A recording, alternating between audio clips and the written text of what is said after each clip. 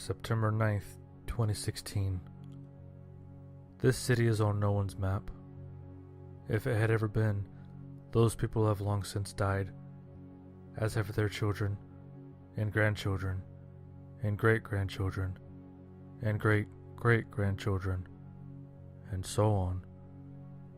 Nonetheless, here the city stands. My source was right. My money was well spent. These ancient structures are black tombs. We've set up our camp on the outskirts. The city is far too cold. September 10th, 2016. Charles kept watch while I slept. He claimed to see no signs of life, but sounds kept him constantly alert. Soft sounds. Soft, wet, and unimposing. Sounds which drifted in and out at the limits of audibility, as if they were whispers but wind-blown and damp, redolent of dying breaths and last words. I heard nothing. My sleep was as black as the structures ahead of us. No sounds penetrated the dreamless morass. For a brief moment upon waking, I believed to have been dead. Today, we tour the city. September 11th, 2016. Before the chill had sapped our energy, we had explored the first couple hundred feet of the city. We stuck to the outsides, cataloging the sheer stone facades of the structures. Despite their immense age, the buildings stood unharmed. We found no indication of what had made the sounds Charles had heard. Overnight, as Charles slept, I heard it myself. They were as he described. However, I recognized structure in the sporadic haze of noise. If it wasn't a language, it was a natural phenomenon unlike any ever discovered. My mind wandered while I watched Charles' chest rise and fall. The whispers suffused my auditory cortex, and a synesthetic wave of hallucinatory strangeness swept through me. The sounds shimmered in my vision and danced on my tongue. They tasted like metal, like blood. Rather than feeling disgusted, I felt a perverse sense of joy.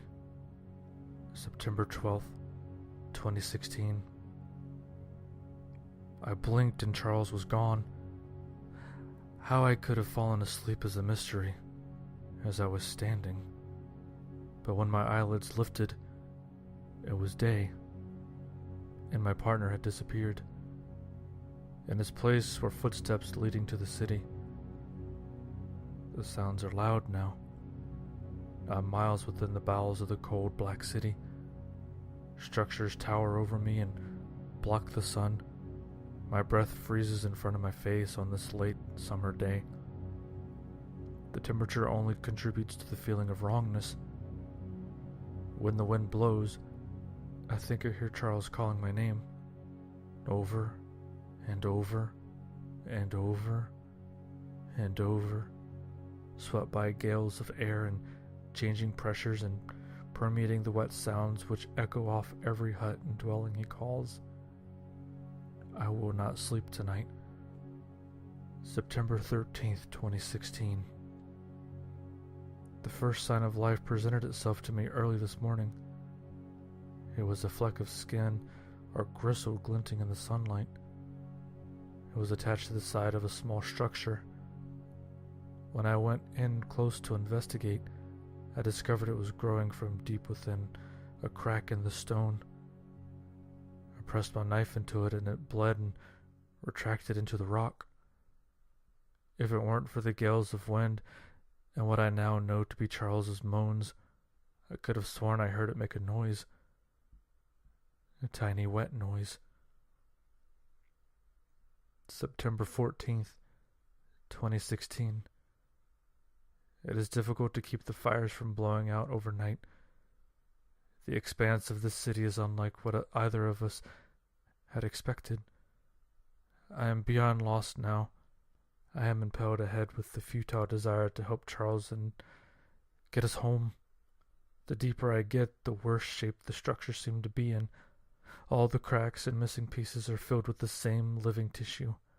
Its density only increases as I follow the sounds. Always following the sounds. I know I should be running in the opposite direction. The flesh within the buildings ripples in directional peristalsis. I am following it. I have yet to see any entrance to any structure. September 15th, 2016. The city is more meat than stone now. The wet whispers assault my ears and work to infiltrate all my senses. I feel them coursing through my body. Onward still, I trudge. The temperature is warmer. I could think of nothing other than forward movement. September 16th, 2016. The cold has been replaced by heat and humidity.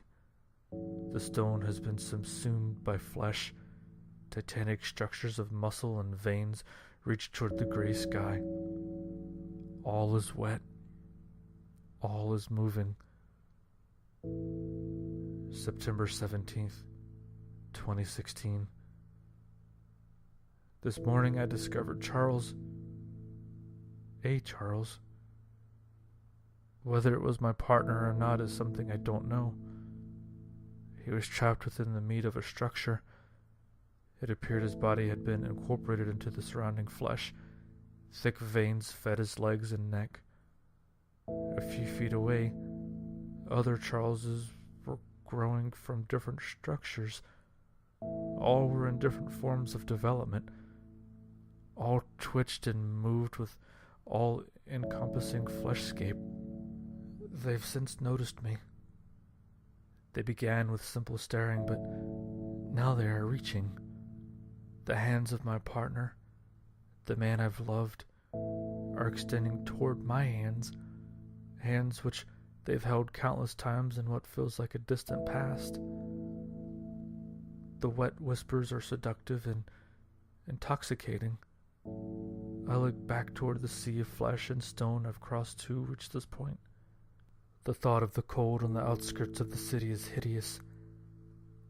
To leave this warm womb where I am wanted and accepted seems abhorrent. And now, as veins extend from the hands of the Charleses, patiently waiting for my acceptance, I have a choice.